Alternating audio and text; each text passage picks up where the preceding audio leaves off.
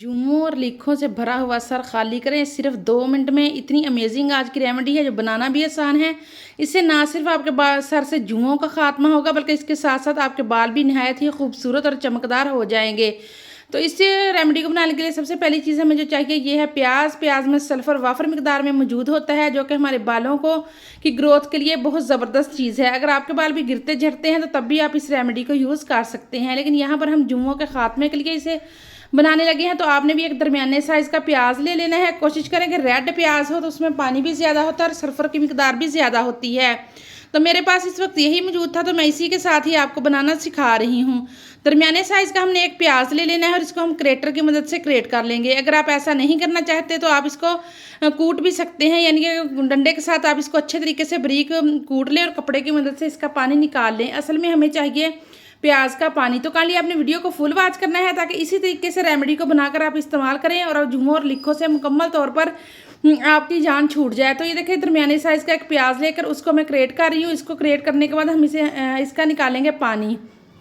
प्याज वैसे भी हमारे बालों की ग्रोथ के लिए बहुत ज़बरदस्त चीज़ है। अगर आपके बाल गिरते झड़ते हैं तो तब भी ये आपके बालों की ग्रोथ को डबल कर देगा।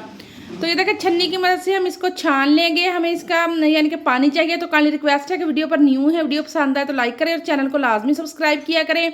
तो ये देखिए छन्नी की मदद से मैं दबा दबा कर सारा पानी इसमें से निकाल लूँगी। वैसे अगर हम कपड़े की मदद से भी निकालना चाहें तो तब भी ये पानी आसानी के साथ निकल जाता है क्योंकि प्याज में पानी काफ़ी मिकदार में पाया जाता है। तो ये देखिए हमें तकरीबन 2 चम्मच चाहिए प्याज का पानी।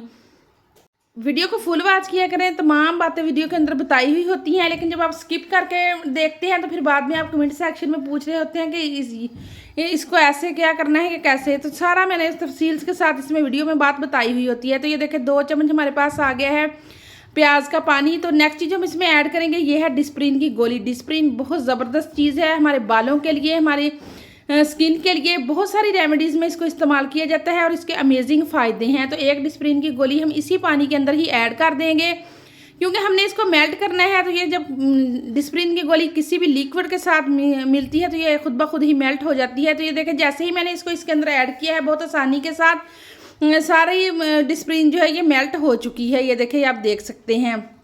अच्छे तरीके से हम इसको मिक्स कर लेंगे। बनाना बहुत ज़्यादा आसान है और लगाने के बाद आपको इसके अमेजिंग रिजल्ट्स मिलने वाले हैं। तो ये देखिए जी अच्छे तरीके से दोनों चीज़ों को मिक्स कर देंगे। नेक्स्ट चीज़ हम इसमें ऐड करेंगे वो सिर्फ 1 चुटकी हम इसके अंदर नमक ऐड करेंगे। नमक जो हमारे घर में मौजूद होता है वही हम 1 चुटकी नमक लेंगे और इसके अंदर हम ऐड कर देंगे और अच्छे तरीके से इन तमाम चीज़ों को मिक्स कर लेंगे। रेमेडीज़ जब भी बनाएं मिक्सिंग बहुत ज़बरदस्त तरीके से करें ताकि आप भी इसी तरीके से बनाकर इस्तेमाल करें और इसका भरपूर फ़ायदा उठा सकें।